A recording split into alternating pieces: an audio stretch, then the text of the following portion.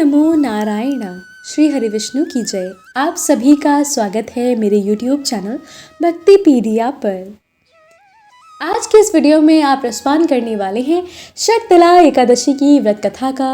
इसके साथ आप जानेंगे पूजा विधि के बारे में, षटतिला एकादशी के महत्व के बारे में, और साथ ही षटतिला एकादशी के दिन तिल का किस तरह से प्रयोग किया जाता है उसके बारे में भी आप जानेंगे। तो आइए श्रवण करते हैं।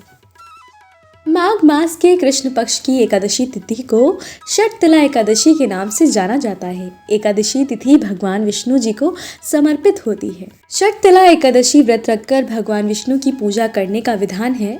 षटतिला एकादशी व्रत के दिन तिल से स्नान, तिल का उपटन लगाना, तिल से हवन, तिल से तर्पण, तिलों का दान और तिलों से बनी चीज़ों का सेवन करना अत्यंत शुभ माना गया है। धार्मिक मान्यता है कि षटतिला एकादशी के दिन तिल का दान करने से स्वर्ग की प्राप्ति होती है।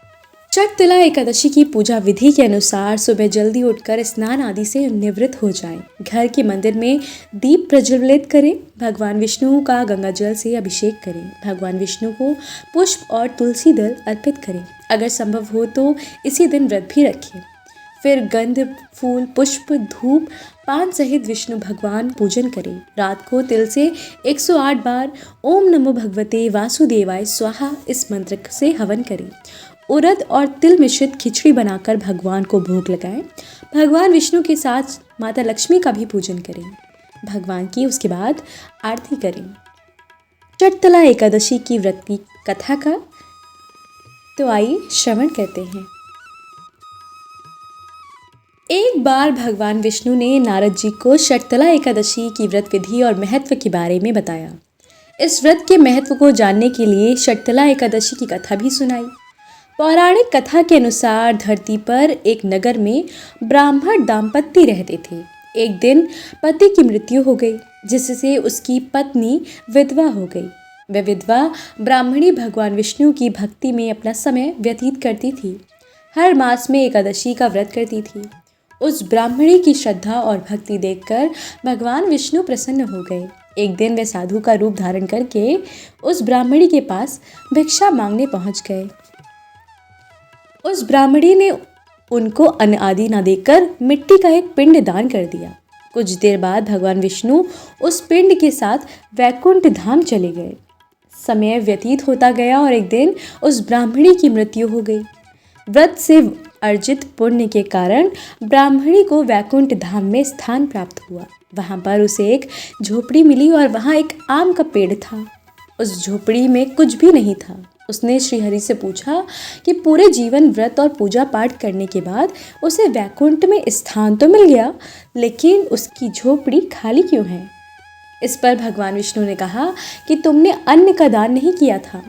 पुण्य के प्रताप से मृत्यु के बाद वैकुंठ मिला, लेकिन अन्न से वंचित रह गई। ब्राह्मणी ने श्रीहरि से इसका उपाय पूछा। तब उन्होंने कहा, जब तुम्हारे पास देव कन्याएं आए तो उन्हें षटतिला एकादशी की व्रत और उसकी विधि के बारे में पूछना।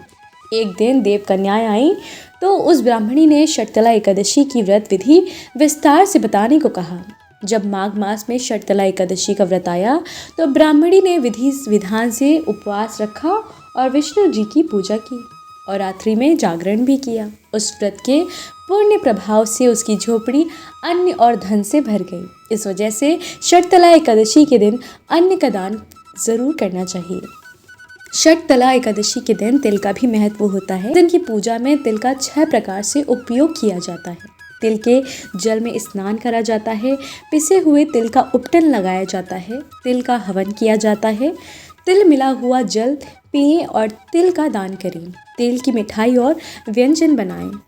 षटतिला एकादशी के महत्व के अनुसार षटतिला एकादशी व्रत से कन्यादान जितना पुण्य प्राप्त होता है। इसके अलावा इस दिन व्रत करने से हजारों वर्षों की तपस्या और स्वर्ण दान जितना फल एक साथ प्राप्त हो जाता है। जो कोई भी मनुष्य षटतिला एकादशी का व्रत करता है उसके घर में सदैव सुख शांति बनी रहती है और ऐसे मनुष्य को भौतिक सुखों की भी प्राप्ति होती है। तो बोलिए विष्णु भगवान की जय। तो बोलिए लक्ष्मीपति नारायण की जय। तो तो ये थी शर्तिला एकादशी की कथा और पूजा विधि। अगर आपको ये वीडियो पसंद आया है तो वीडियो को लाइक ज़रूर कीजिएगा। अगर आप मेरे चैनल पर पहली बार आए हैं तो चैनल को भी सब्सक्राइब कीजिएगा और हाँ, कमेंट में ओम नमो भगवते वासुदेवाय लिखना बिल्कुल मत भूलिएगा। आपको आपके परिवार को शर्तिला एकादशी की हार्दिक शुभकामनाएं। भगवान विष्णु और माता लक्ष्मी आप सभी की सभी इच्छाएं पूर्ण करें। हरे कृष्णा।